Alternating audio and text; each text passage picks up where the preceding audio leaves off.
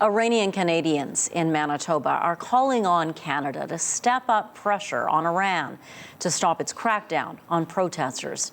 2 men arrested in protests there have now been publicly executed. CBC's Andrew Wilds reports. Shut down Iranian embassies! Shut down Iranian embassies! This was Saturday at the Canadian Museum for Human Rights in Winnipeg.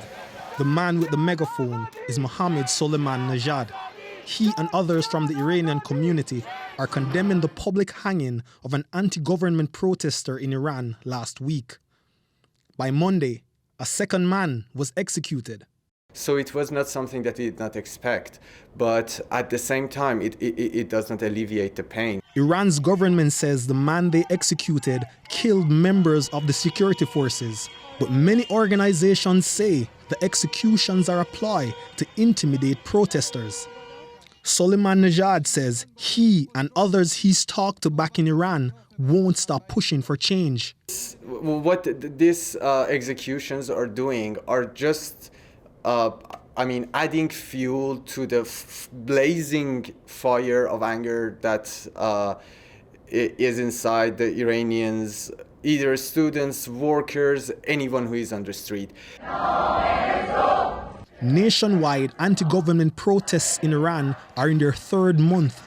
The unrest was triggered by the death of a 22-year-old Kurdish Iranian woman, Mahsa Amini, who died in the custody of Iran's morality police over how she was dressed.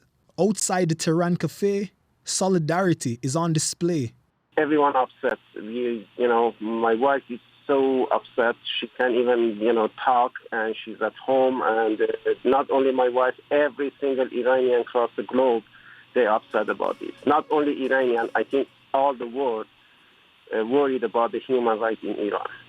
Aryan Arinpour says it's time for tougher sanctions. The executions are happening. The violent crackdown on the people of Iran is still happening. So obviously more needs to be done. Arinpour wants Canada to use its influence to get other G7 countries to punish Iran. He says a tepid response from the international community will lead to more pain for Iranians.